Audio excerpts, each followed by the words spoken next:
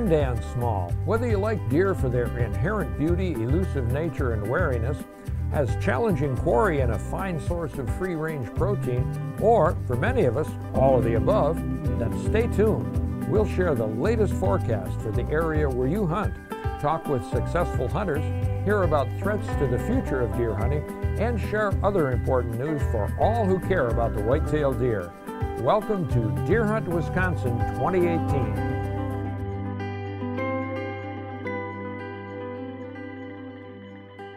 What is it about the white-tailed deer that fuels such passion among people of all ages and from all walks of life? I'm going to continue to pile on different experience and opportunities, and to me, that's the most exciting part about it. They're big, they're beautiful, they're elusive. You can chase the white-tailed deer for an entire lifetime and still not know all that there is to know about these amazing animals. I'll always be optimistic about deer hunting in Wisconsin. It's something it's so much a part of my blood, so much a part of my family's history, the Wisconsin history. I have a hard time thinking it's ever going to go away.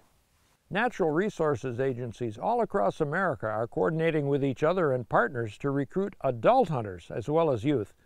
And Wisconsin is a leader in this effort, as our next guest explains. R3 is recruitment, retention, reactivation of hunters, anglers, and shooting sports participants. We in Wisconsin have seen a decline in the number of hunters over the past 10 to 12 years. Now, it's not a steep decline yet at this point, but it is going down, and it's expected to go down a lot steeper in the future. Mentoring new hunters or recruiting new hunters, training new hunters is really an important facet for all of us who are current hunters, because it really relates back to our relevancy, our participation in the ecosystem, our participation in conservation. People need to learn more about that, and they love to learn about conservation funding. They love to learn about the other species you're going to see out there. They love to learn about watching the woods wake up. But all of these things, if we can pass them along to new people, this is going to increase our relevancy and sustain our heritage as hunters. Deer hunting is really a big hook when it comes to the big protein piece that's walking around on the landscape. If you kill a deer, you've got meat for a year, or you've got meat for a long time. So people are very interested in deer hunting from a food perspective, but they're also really interested in the experience that they get seeing what other animals might be walking around out there, turkeys, other kinds of wildlife. You have a coyote run through. These are all the great things that deer hunters already understand, and that people who might be curious about hunting are really interested in finding out and learning about, in addition to the skills that include butchering, preparation of meat, field dressing, and then the hunting skills and the shooting skills. So for all the hunters out there who are thinking that they want to participate in R3, recruitment, retention, and reactivation, one very key thing to make sure is that your experience, be it hunting, fishing, deer, turkey, bluegills, whatever it is connected to another experience, so that new participants don't only get the one and done, but they get to go to a bluegill fishing event, they get to go to a deer hunting event, they get to go to a turkey hunting event, they get to go to a pheasant hunting event or program, so they have all these various skills and trainings in their back pocket. Because if you think about it, when we started hunting, it was not a one and done deal, that's for sure. We had a mentor who took us along again and again and again until we had the tools and skills and we felt confident enough to keep going on our own. So that's a very key thing to remember, is that make sure your programs or your activities are connected to another experience for novice hunters. One of the big traditions with deer hunting is the deer camp. Getting people together, hanging out, having some good food, good conversation the night before or during the deer camp, and then actually going on the hunt. And that kind of tradition is really something that people are very interested in finding out more about. And we're finding that to be an effective recruitment tool. Longtime hunters, including some who have stopped hunting, are getting re-engaged because they want to pass along their knowledge to future generations. And they're discovering that beyond the excitement of the hunt and the savory mealtime fruits of their labor, that there are additional benefits for wildlife, hunters, and conservation. I'm talking about the joys and rewards of being a mentor. I enjoyed mentoring my kids so much as they grew up, and now that they're growing up, I felt there was a void, and I wanted to reach out to that next youth that I didn't know, or that child of a friend that I knew didn't hunt, fish, or trap. So I invited them along and took them out, and just seeing the joy on their face, being able to experience nature, conservation at its best, it was rewarding like you wouldn't believe. Mentoring is a big part of what we're talking about here, and it's an important part of what we're doing. It's also rewarding for the people who do it, the people who take the time to mentor. It's a very personal situation that takes a lot of time and a lot of dedication, and I think there are rewards on both ends, for the adult and the person being mentored. They both are going to learn, and they're both going to have a good time, and because of that, I think that person being mentored is going to catch on, take an interest, and be involved in the outdoors for the rest of their life. 9-year-old Sierra Moore hunted with her mom and dad this year during the youth deer hunt. Here's that story. We all three went into the blind before light, and I sat till about 9:30, 10 o'clock, and I decided, I'm going to get out, I'm going to go help my son, and I got back into the stand about 3 o'clock, and they hadn't seen much, and so we sat for another hour and a half probably before we started to see some action. And that first deer came out, and it was a good young deer, but for a kid like that, it's an awesome opportunity to give them some experience. So we were going to shoot that deer. Thankfully, it took as long as it did for that deer to kind of square up to us, and all of a sudden my wife said, "Jared, there's another buck. There's a bigger buck. There's another one in the woods." And I kind of peeked around the corner, and Sierra couldn't see him yet. And I said, "That's the one you want to shoot." And that was a big deer. I mean, I got excited. Finally, Sierra could see him, and you could hear her breathing start to pick up, and we're all very excited at that moment. And when that deer came in, he just wouldn't give her that broadside shot. Thankfully, the deer ended up actually working his way all the way to the end of the food plot. He was over 100 yards out at that point. He turned, he went broadside, and her mom said to her, he said, "Sierra, you gotta shoot. You're gonna have to shoot." And it was like, that was that moment where she just, she settled in, and boy, she smoked him, and the mule kick was awesome, and we're just, I have this huge rush of excitement because I feel like she hit the deer really well. I couldn't have been happier. So it was an easy track. It was the deer didn't go far, but it was a great opportunity for Sierra to see the whole thing. The idea of we're gonna wait a little bit, we're gonna get down, we're gonna follow this track, and then the celebration at the end. You just can't beat that. Wow. I'm so excited. Dude, how do you girls ever gonna hunt again? Another way you can get involved in furthering the hunting ethic and tradition is by participating in the Spring Fish and Game Hearing and Conservation Congress meeting in your county in April. Here are the current and former chairmen to tell us more.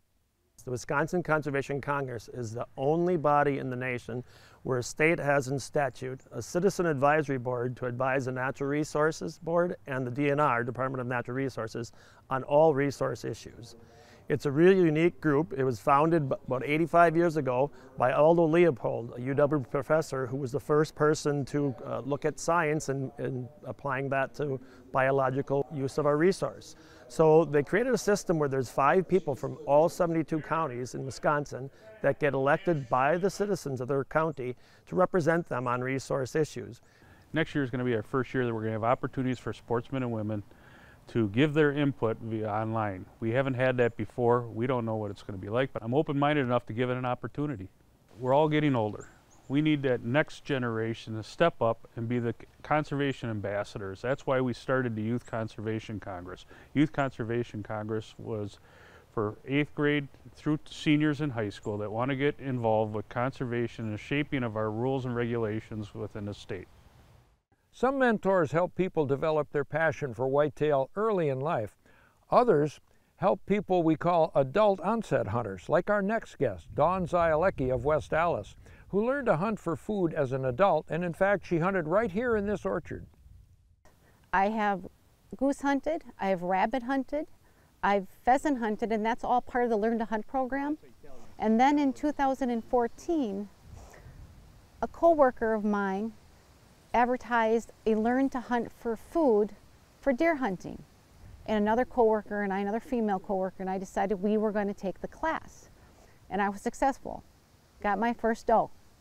I was very excited. It was amazing. I was able to interest my daughter into hunting. We did pheasant hunting, and we did goose hunting, and we were both successful with that, and also dove hunting. My husband also started hunting again. He hunted when he was younger, and he did get his first deer when he was in his 50s. It was a nice October afternoon just like this. Brought my chair and my crossbow, and I got my blinds set up around 5 o'clock, 7 minutes before close. I saw the white tail of a deer coming to the right of me up to the apple tree, and my husband texts me and he's like, "It's dark, come in." And I, at the same time, shot the doe, and I jumped out of my blind because I knew she took off, and I'm like, I gotta find out where she's going. We were driving up the road, and I just happened to be looking off to the right, and there she was laying there. And I was like, there she is. I have no service on my phone, can't look up a video. And I'm like, I don't know how to do this. And he's like, well, just start very carefully cutting. So I started very carefully cutting, and I was able to successfully field dress the deer. It took me about, I would say, probably an hour. And then I took it in to get it processed. I like to deer hunt because then I have the venison, and I can make a lot of things with it, and it provides a lot of food.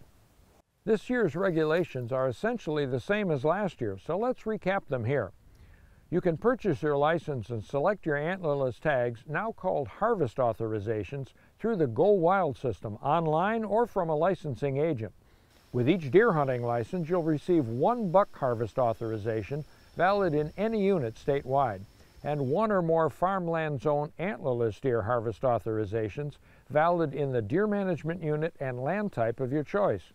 You no longer have to validate a carcass tag in the field or attach it to your deer.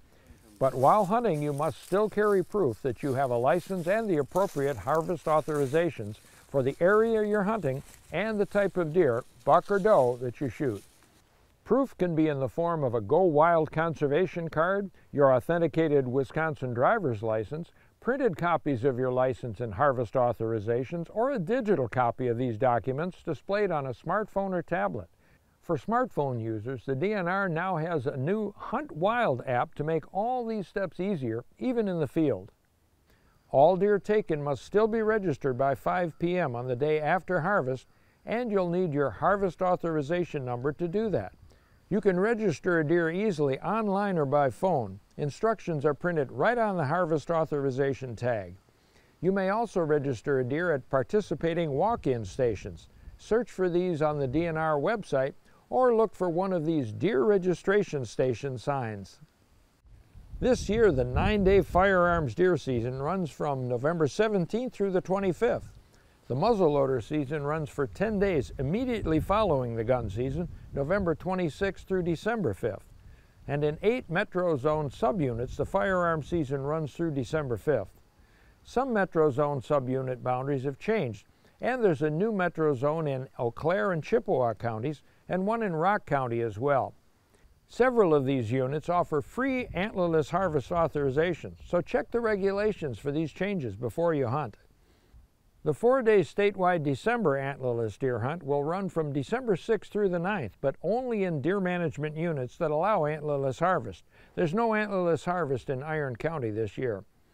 The antlerless only holiday hunt runs from December 24th through January 1st in all or part of the 19 farmland zone counties shown on this map. To participate, you or someone in your party must have an unused antlerless harvest authorization for the unit where you're hunting. If you already have a place to hunt, you'll be interested in our upcoming forecast for your part of the state. But first, let's take a quick look at how to find a place to hunt on public lands all across Wisconsin. Most areas of federal, state, and county forest land are open to public hunting. Other public access lands include managed forest law and forest crop law lands open to public hunting, and voluntary public access lands leased for public hunting. All other properties are considered private land, and hunters must have permission to access these lands. You'll find public land open to hunting in the Public Access Lands Atlas, available in book form and on the DNR website under keyword Maps.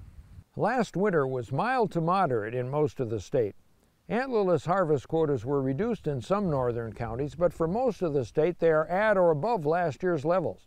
Fawn production was good and bow hunters are seeing plenty of deer, so all indicators point toward another excellent deer hunting season.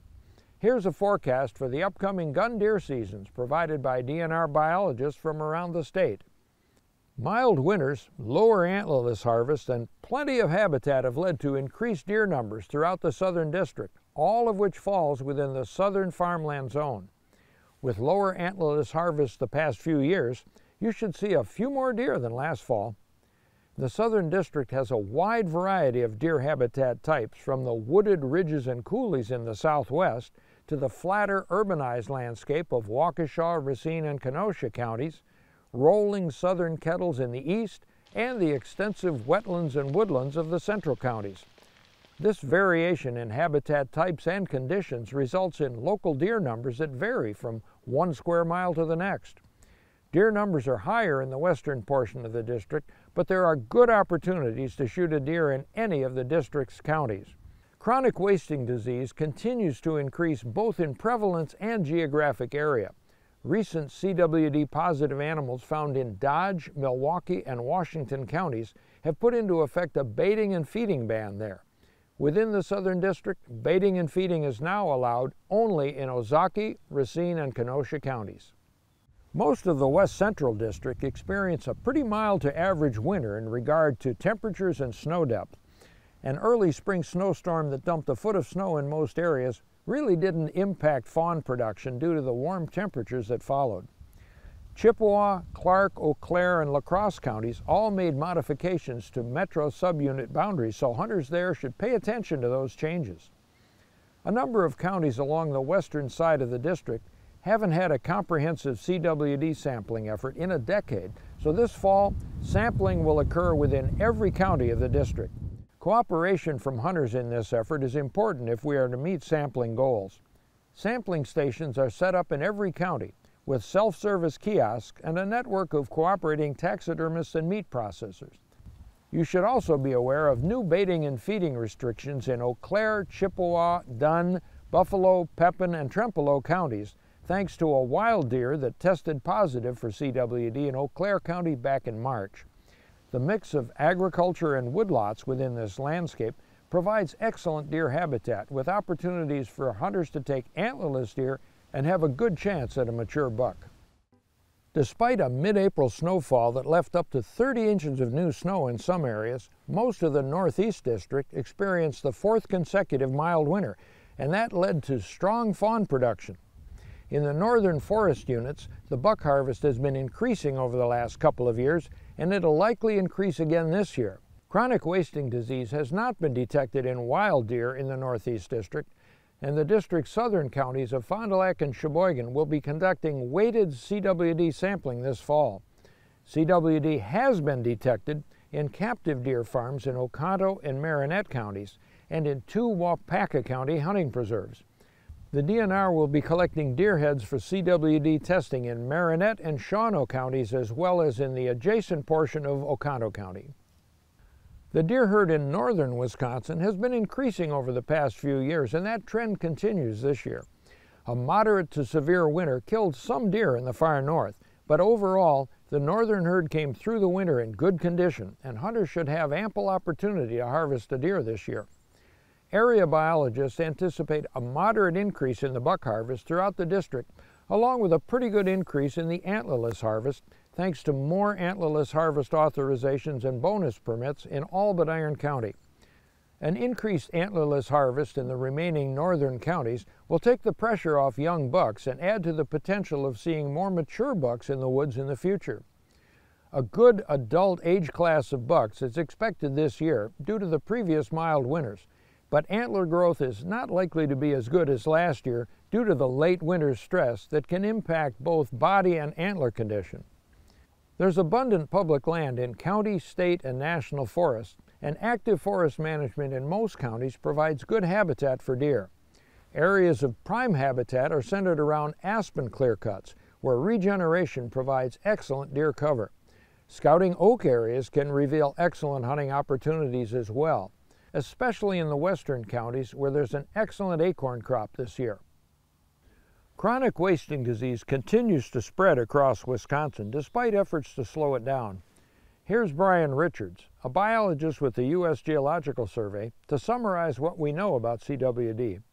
CWD, chronic wasting disease, is a fatal, neurodegenerative, contagious disease of North American members of the deer family. So in Wisconsin, we're talking white-tailed deer and North American elk. Chronic wasting disease is transmitted via uptake of infectious agent. CWD positive animals are shedding that infectious agent or rogue prion protein throughout their bodily fluids, including saliva, urine, and feces. So through close physical contact, including nose-to-nose contact, it's fairly easy to see how that infectious agent can be picked up by a healthy, naive, susceptible animal. So if you are doing anything, including baiting or feeding, which brings inordinately large numbers of deer into the same space and time, if one of those animals has CWD and is actively shedding that agent out into the environment, we enhance greatly the risk of transmission at those sites. In areas of southwestern Wisconsin, prevalence, or the proportion of animals that are CWD positive, has risen dramatically. In the north central portion of Iowa County, in excess of 40% of adult males now are infected with chronic wasting disease. So you get into these older age categories, especially of males, and if you harvest a 3.5, 4.5-year-old buck, literally it's a coin flip as to whether this deer has CWD. Hunters often ask whether they should be concerned and what type of precautions they should take regarding the consumption of CWD positive meat. The World Health Organization has been very consistent since the 1990s and recommends that no portion of any animal with a transmissible spongiform encephalopathy, including CWD, enter the human and/or animal food chains. The United States Centers for Disease Control also has published guidelines and recommendations out there for hunters. Their recommendations are that if you hunt in an area where CWD is known to exist, that you strongly consider getting your deer tested. And if that deer tests positive for CWD, that you should not consume any portion of that animal. One of the most significant precautions that hunters can take is with regard to carcass management. We suggest that they take carcass parts to a landfill. Make sure those parts end up underground as opposed to out on the ground where they constitute a disease transmission risk. Clinical symptoms of CWD don't show up until late in the progress of the disease, so a deer you shoot may appear perfectly normal and still be infected. The only way to know for sure is to have it tested. And the DNR has stepped up CWD monitoring efforts this year, and you can help by taking your deer to a sampling station. There are sampling stations in the CWD affected areas of southern Wisconsin and elsewhere in the state. Find one near you on the DNR website under keywords CWD sampling. The largest deer research project ever undertaken in Wisconsin is the Southwest Wisconsin CWD Deer and Predator Study. Now in its third year, the goal of this project is to examine factors that could impact deer survival and population growth in this area. Goals are to put GPS collars on 200 adult deer every winter, and then every summer, spring, we put 100 collars on neonates, babies. Do this for 4 years and follow them through time and see what their outcomes are. We're studying predators and how predators and deer may interact. We did a big deer predation study in northern Wisconsin, Sawyer County, and then for this we wanted to include that. And the predators in southwest Wisconsin where this is taking place are coyotes and bobcats.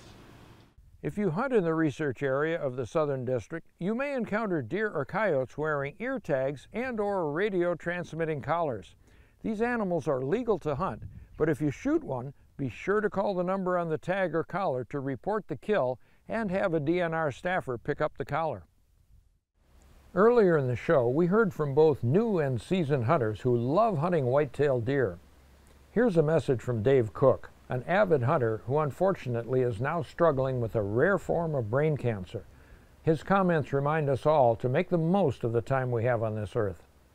A year ago, last October 20th, I was diagnosed with anaplastic grade 3 glioblastoma. This is going to be hard. Been hunting since I've been a kid and have been hunting, you know, nonstop ever since. And yeah, now with everything that's happened, you know, I still get out, and you can't quit living because you're dying. Live your life each day, enjoy what you like, and if you want to get out and go sporting clay shooting with Dan Small and kick his ass, do it. Whoops. We can bleep that out, right? No. We can use that. You'll find all the segments from this year's show and more on the Deer Hunt Wisconsin YouTube page. I'm Dan Small. Thanks for joining us. Have a safe and successful deer season.